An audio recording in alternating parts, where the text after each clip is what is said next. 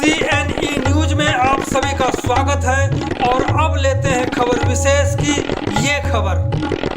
FSNM की पहल के बाद से मिठाई नमकीन उद्योगों में कई बड़ी क्रांति आने वाली है।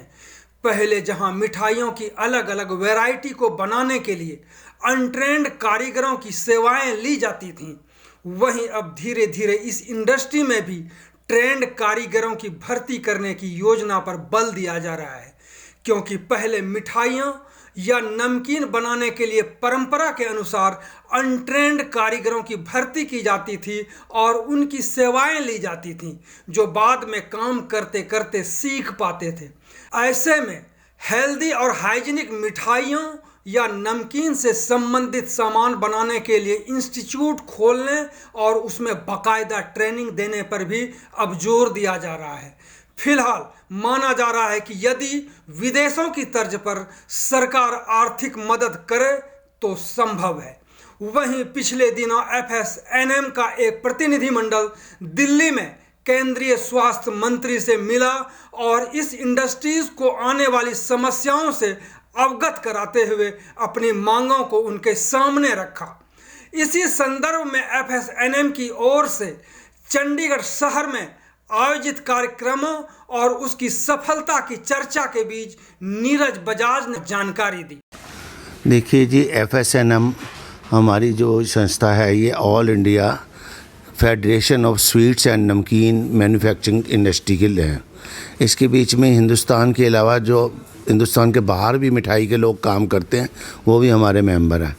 ये हम पिछले 5 सालों से लगातार इसके ऊपर हम काम कर रहे हैं और ये हर साल हम कहीं किसी न किसी शहर के बीच में जाके वहाँ एग्जीबिशन लगाते हैं, जिससे हमारी जो स्वीट इंडस्ट्री की मशीनें हैं और जो इसमें चीज़ें इस्तेमाल होती हैं उसको अपग्रेड करने के लिए नई चीज़ें कैसे डेवलप हो रही हैं उसकी लोगों को जानकारी मिलती है और सारे हिंदुस्तान से बाहर से लोग इसमें देखने आते हैं।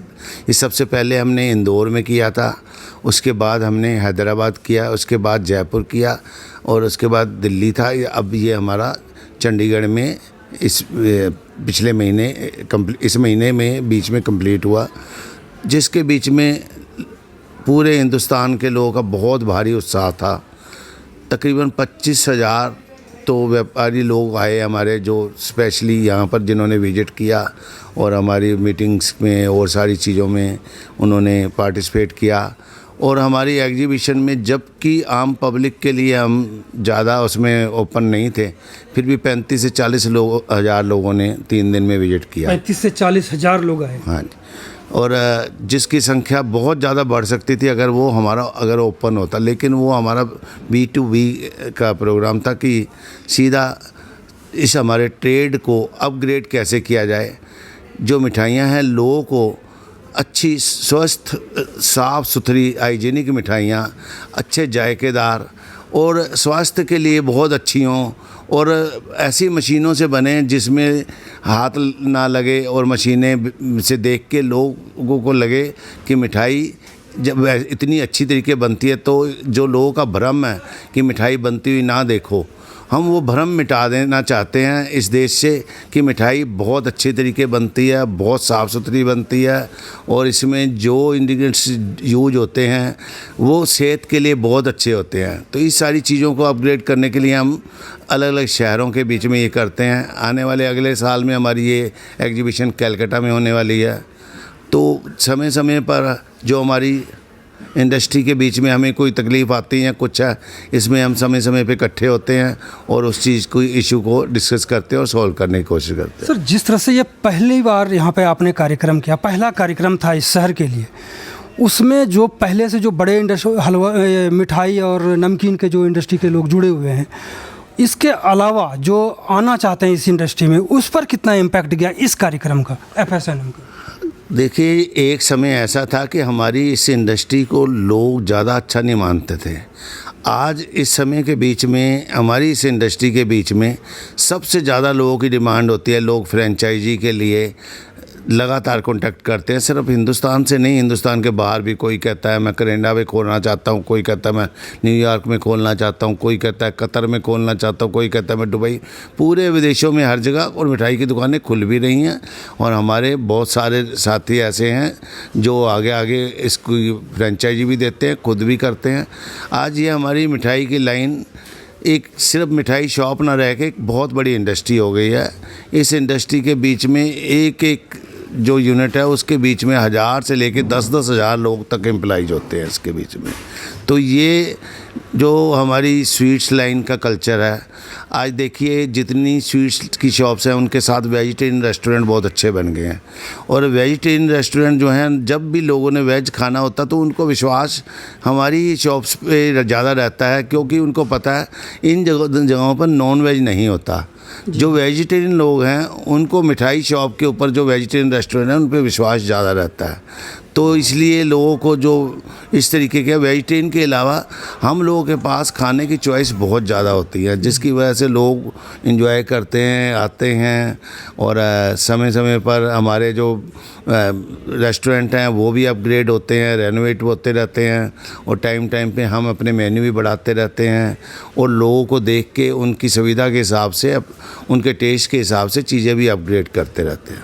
जिस तरह से ये कार्यक्रम हुआ, इंडस्ट्रियलिस्ट वहाँ पे आए, कुछ नए लोग भी आए, इस तरह के लोग, क्योंकि 2500 के करीब जो इंडस्ट्री से जुड़े हुए लोग थे वो आने वाले थे, इसमें आए भी 25,000 लोग आने वाले थे, वो आए भी नए। इसमें किसने, अगर हम अगला कार्यक्रम करते हैं तो ये संख्या 25,000 से बढ़ के वो इंडस्ट्रियलिस्ट कितने हो जाएंगे, कुछ अनुमान है इसमें? देखिए, हमारा टोटल टारगेट है कि हम 1 लाख मेंबर बनाएं, जो कि हमारी अगर पूरा इस चीज़ का, क्योंकि ऑर्गेनाइज सेक्टर में नहीं माना जाता स्वीट्स इंडस्ट्री को, लेकिन फिर भी मुझे हमारी अपनी अनुमान है कि तकरीबन पूरे हिंदुस्तान में 1 लाख शॉप्स ऐसी हैं जो पॉपुलर हैं या अपने अपने शहरों के बीच में कुछ नाम रखती हैं, या किसी कस्बे में हैं या किसी छोटे गांव में हैं। तो वो सारे लोग हम अपने साथ जोड़ने के उसमें लगे हुए हैं। और जब हमने शुरू किया था, हमने सिर्फ 31 मेंबर थे, हम उससे साथ शुरू हुए थे। आज बढ़ते बढ़ते हम 8000 लोग हैं। अब इस एग्जीबिशन के बाद वो संख्या हमारी तकरीबन 12000 हो चुकी थी और हम लगातार उसमें बढ़ रहे हैं। और एवरेज इस टाइम हमारे पास 100, 200, 300 एप्लीकेशन रोज़ एवरेज आती हैं मेंबर बनने के लिए। सर, एक और बड़ी सफलता है कि जैसे हल्दीराम जैसे इंडस्ट्रियलिस्ट को भी आप लोगों ने जोड़ा है, आप भी जुड़े हैं, तो बहुत बड़ी बात है ये। तो इस तरह से आने वाले समय में लगता है कि इस इंडस्ट्री का बहुत ही अच्छा भविष्य है एक तरह से।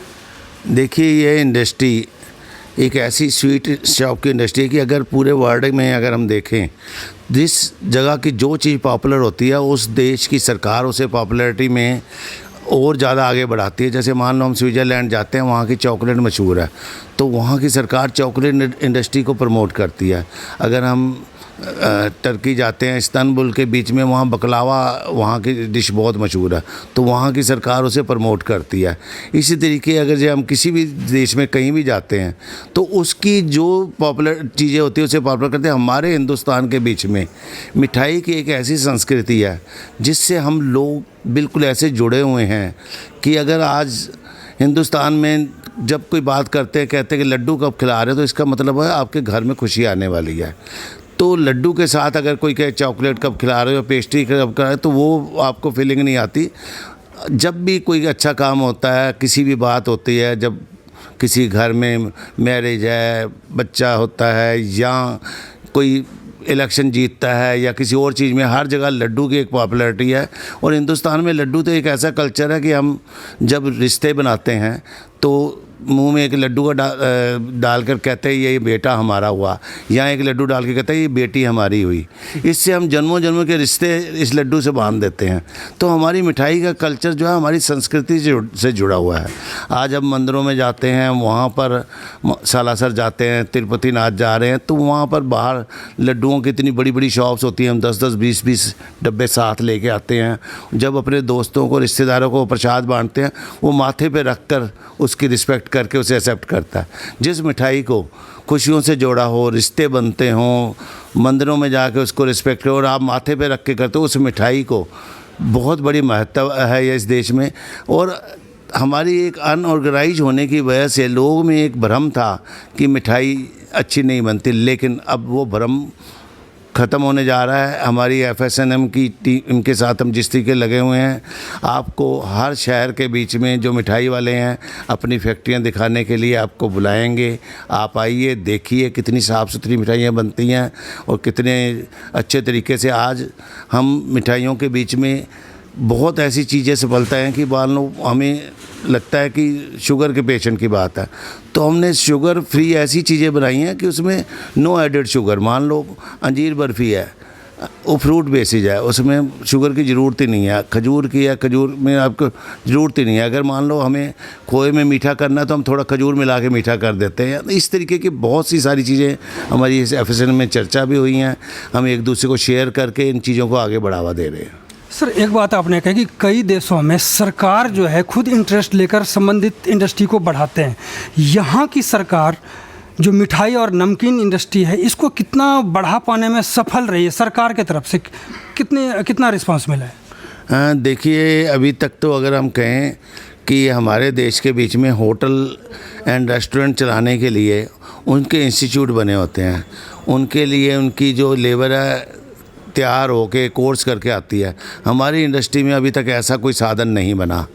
ये भी हमारे लिए एक बहुत बड़ी माइनस बात है। और हमारी इंडस्ट्री जो है जिसके बीच में मैक्सिमम लोगों को रोज़गार मिलता है, ऐसा रोज़गार मिलता है कि लोग जब आते हैं उनको कोई एजुकेशन की ज़रूरत नहीं होती, कुछ नहीं, सिर्फ किसी शॉप पे आता है तो उसका भाई कहता है ये मेरे गांव का है, तो हम कहते हैं चलो इसे रख लो।